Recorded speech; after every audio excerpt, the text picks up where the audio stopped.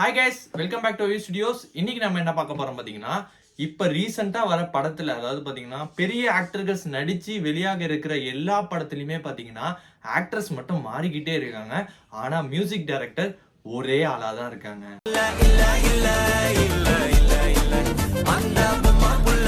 ஆமாங்க, இப்போ நான் யாரை பற்றி பேசுகிறேங்கிறது உங்கள் எல்லாத்துக்குமே தெரிஞ்சிருக்கும். சாய் அபியங்கர் பற்றி தான் இன்னைக்கு நம்ம வீடியோலாம் பார்க்க போகிறோம். யார் அந்த சாயோட பின்னணியில யார் யார் இருக்காங்க அப்படிங்கிறதையும், அவரால் நிறைய அண்டர்ரேட்டட் மூவி சாங்ஸ் கொடுத்தவங்களுக்குலாம் பின்னாடி தள்ளிட்டாரா அப்படிங்கிறத இந்த வீடியோல நம்ம பார்க்க போறோம். இந்த வீடியோவை கடைசி வரைக்கும் பாருங்க. இந்த வீடியோ கண்டிப்பா எல்லாத்துக்கும் பிடிக்கும் நம்புறேன். வாங்க டைரக்டா வீடியோக்குள்ள போயிடலாம்.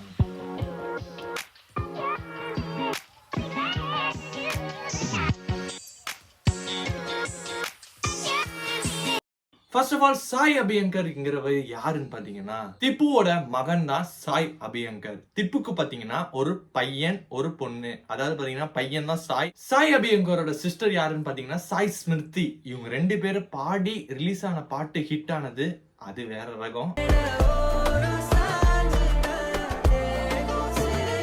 ஃபர்ஸ்ட் ஆஃப் ஆல், இவரோட மியூசிக் கேரியர் எதுல இருந்து ஸ்டார்ட் ஆச்சு பாத்தீங்கன்னா, இவருக்கு சின்ன வயசுல இருந்தே மியூசிக் மேல இன்ட்ரெஸ்ட். அது எக்யூப்மெண்ட்ஸ் எல்லாம் எப்படி யூஸ் பண்றாங்க அப்படிங்கிற ரிசர்ச் அப்பையில இருந்தே ஆரம்பிச்சிட்டாருன்னே சொல்லலாம்.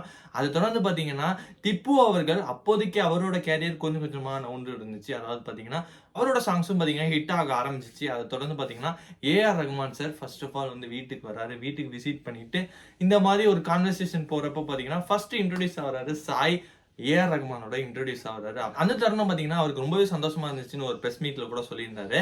அதை தொடர்ந்து பாத்தீங்கன்னா அவருக்கும் ஏஆர் ரஹ்மான் மாதிரி ஆகணும் அப்படிங்கிற ஒரு எண்ணம் பாத்தீங்கன்னா ஸ்டார்ட் ஆயிடுச்சுன்னே சொல்லலாம். அந்த தருணத்துல இருந்து அப்படிங்கிற மாதிரி அவரோட சின்ன வயசுல இருந்தே ஆல்ரெடி இவர் வந்து மியூசிக் மேல ரொம்ப இன்ட்ரெஸ்டா இருக்கு அப்படிங்கிறப்ப பாத்தீங்கன்னா ஏஆர் ரஹ்மான் உண்மையா சொல்ல வேணாம், அப்போ பாத்தீங்கன்னா இசை புயல் புயல் புயல் மாதிரி ஒரு உச்சத்துல இருந்தாரு.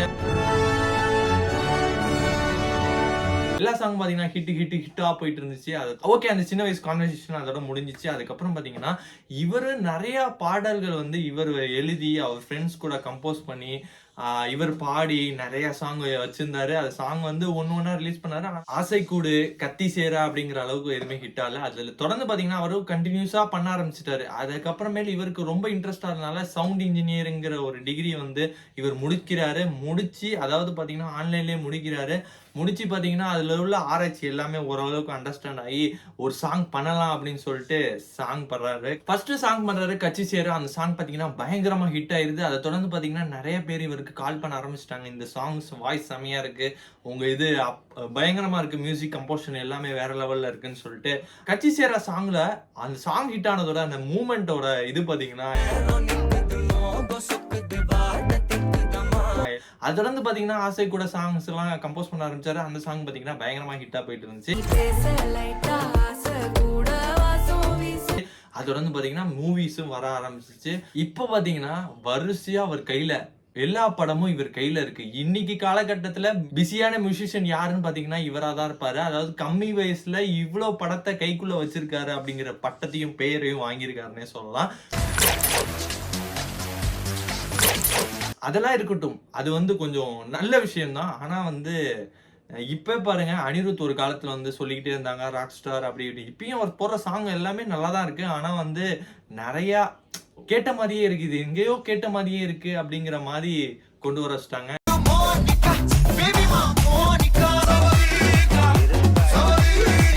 போடுற சாங்குமே அதே மாதிரிதான், அவருமே கொஞ்சம் சலிச்சிட்டாரு அப்படிங்கிற மாதிரி எல்லாருக்குமே தோணுது.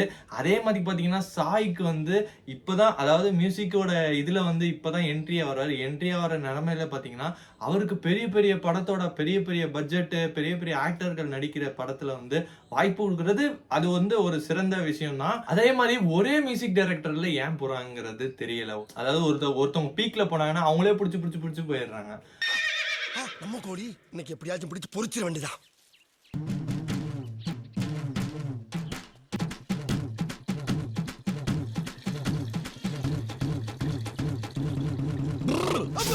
அப்படிங்கிற மாதிரி எனக்கு தோணுச்சு. ஆனா வந்து நம்ம முன்ன காலகட்டத்துல பாத்தீங்கன்னா அண்டர்ரேட்டட் மூவி சாங்ஸ் எல்லாம் இன்னைக்கு கேட்க போறோம். அந்த மியூசிக் டைரக்டர் எல்லாம் யாரு அப்படிங்கிற டீட்டெயிலும் நம்ம பார்க்க போறோம். இப்ப அந்த மியூசிக் டைரக்டர் பத்தி தான் பார்க்க போறோம். கிப்ரான்ங்கிற மியூசிக் டைரக்டர் தெரியுமா? நிறைய பேருக்கு தெரிஞ்சிருக்காது. ஆனா அவரோட பாடல்கள் எல்லாமே பாத்தீங்கன்னா பாட்டு பாடினா ஓ இந்த சாங் எனக்கு பிடிக்கும்பா அப்படிங்கிற மாதிரி எல்லாருமே வந்து சஜஸ்ட் பண்ற சாங்கா தான் இந்த சாங்லாம் இருந்திருக்கும். கிப்ரானோட மெயினா பர்டிகுலரா வந்து விஸ்வரூபம் இருக்குல்ல, அந்த சாங் பாக்குறப்போ பாத்தீங்கன்னா ஒரு பிஜிஎம் ஒன்லாம் போட்டு வேற லெவல் பண்ணியிருப்பாரு. அவரோட கேரியர் பாத்தீங்கன்னா ஃபர்ஸ்ட் ஸ்டார்ட் ஆனது வாகை சுடவா. வாகை சுடவால வந்து அவர் கத்துக்கிட்ட மொத்த வித்தையுமே இறக்கி வாகை சுடவால வந்து வெற்றியை சூடியிருப்பாருன்னே சொல்லலாம். அந்த அளவுக்கு பாத்தீங்கன்னா பாட்டு எல்லாமே ஹிட்டு.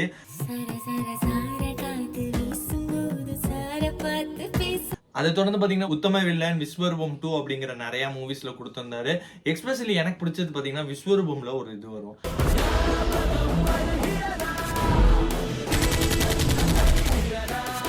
அதே மாதிரி பாத்தீங்கன்னா வாகை சுடவால ஒரு சாங் வரும்.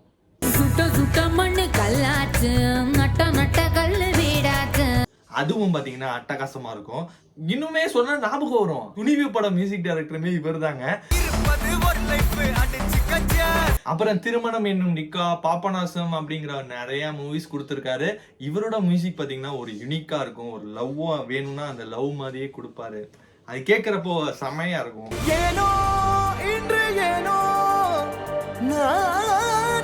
இவருக்கும் வாய்ப்பு கொடுத்திருக்கலாம்.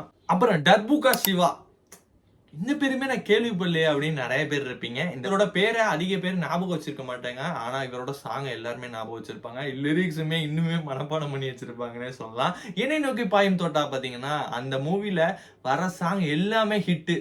அதை கொடுத்தவர் இவர் தான். அப்புறம் முதல் நீ முடிவும் நீ அப்படிங்கிற ஒரு நிறைய மூவிஸ் கொடுத்திருந்தாரு. அதுல முதல் நீ முடிவும் நீல முதல் நீ முடிவும் நீ இந்த சாங்கு டாப் நாச்சா இருந்துச்சு. எல்லாருமே ரிப்பீட் மோடா இருந்த காலங்கள் இருந்தது. இந்த மியூசிக் டைரக்டரையும் சஜஸ்ட் பண்ணிருக்கலாம் ஏதோ ஒரு மூவில. ஆனா அது கொஞ்சம் டிஃப்ரெண்டா நம்ம கேட்கறப்ப பாத்தீங்கன்னா கேட்டு வைப் பண்ற கொஞ்சம் நல்லா இருக்கும் அப்படிங்கிறது என்னோட சஜஷனா இருந்துச்சு.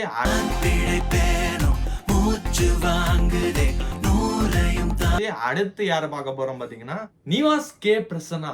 நிவாஸ் கே பிரசன்னாவா யாருப்பா அது? இவரு யாருன்னு தெரியலையா? தெகிடி படம் இருக்குல்ல, தெகிடி படத்துல ஒரு சாங் கேட்டு எல்லாம் சுத்திட்டு இருந்துப்போம் காலம். அந்த பாட்டுமே இவர் தான் கம்போஸ் பண்ணாரு.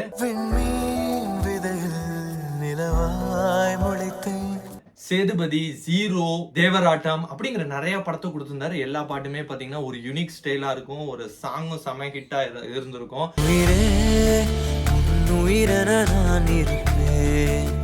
அதை தொடர்ந்து பாத்தீங்கன்னா இப்போ ரீசெண்டா சீல் ரோலனை பத்தி சொல்லி ஆகணுங்க. அடியே அழகிய தொடங்கி இது யூத் ஆஃப் பவர் பாண்டி இந்த சாங்கை வந்து கேட்காத ஆளுங்களே இருந்திருக்க மாட்டாங்க. ஒரு டிராவல் பண்றோம்னா இந்த சாங் கேட்டுருப்போம். அந்த அளவுக்கு பாத்தீங்கன்னா ஒரு லிரிக்ஸுமே அட்டகாசமா இருந்திருக்கும். இவரோட மியூசிக் கம்போஷன்ல கேட்கிறப்போ பாத்தீங்கன்னா அது வேற உலகத்துக்கு கொண்டு போயிருக்குங்க.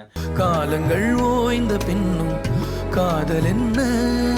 ஐயோ பாத்தீங்கன்னா சந்தோஷ் நாராயணன் வந்து எல்லாராலையுமே இப்ப சஜஸ்ட் பண்ணி எனக்கு நீங்க போடுங்க அப்படின்னு சொல்ற அளவுக்கு பாத்தீங்கன்னா சந்தோஷ் நாராயணோட மியூசிக்கும் ஒரு செம்ம ஹிட் ஆயிருது. அது அவர் வாய்ஸ்லயா என்ன ஒரு மேஜிக் வச்சிருக்காருன்னு தெரியல. அந்த ஒரு வாட்டி கேட்கறப்ப பாத்தீங்கன்னா அது அப்படியே டக்குன்னு வந்து நம்ம மனசுல பதிஞ்சு அந்த டியூனுக்கு நம்ம அப்படியே ரிங்டோனா சேஞ்ச் பண்றதா இருக்கட்டும் எல்லாமே மாத்திக்கிட்டு அந்த டியூனுக்கே போயிட்டு இருக்கோம்.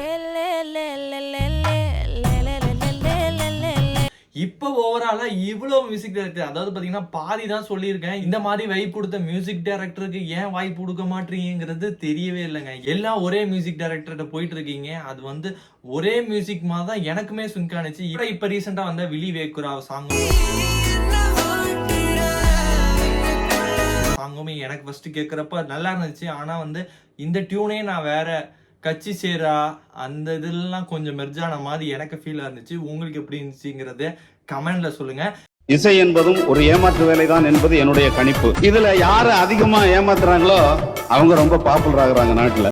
என்னோட சஜஷன் என்னன்னா இனிமே வாய்ப்பு கொடுங்க அப்படிங்கிறது தான் என்னோட சஜஷனா இருக்கும். அதாவது பாக்குற உங்களோட சஜஷன் என்னங்கிறத கமெண்ட்ல சொல்லுங்க. உடனே நீங்க சொல்லாதீங்க சாய்க்கு நீ வந்து எதிர்ப்பு தெரிவிக்கிறியா அப்படிலாம் இல்ல. சாய் வந்து உண்மையாவே நல்ல மியூசிக் டைரக்டர். அதாவது பாத்தீங்கன்னா ஒரு சின்ன வயசுல இவ்வளோ பெரிய மியூசிஷியன், அதாவது இவ்வளோ படத்தை வந்து கைக்குள்ள வச்சிருக்காருங்கிறது பாத்தீங்கன்னா எல்லாருக்குமே பெருமை வாய்ந்த விஷயம் தான். இப்ப இமான்லாம் என்ன ஆனாருன்னே தெரியல. அந்த மாதிரி அண்டர்ரேட்டட் சாங்ஸ் கொடுத்தவங்களுக்கு எல்லாம் வாய்ப்பு கொடுங்கிறது தான் என்னோட சஜஷனா இருக்கும். அவ்வளவுதான் இந்த வீடியோ முடிஞ்சு. இந்த வீடியோ எல்லாத்தையும் பிடிச்சிருக்கு நம்புறேன். நம்ம சேனல் கேரப்ப சொன்னா சப்ஸ்கிரைப் பண்ணுங்க. Next video.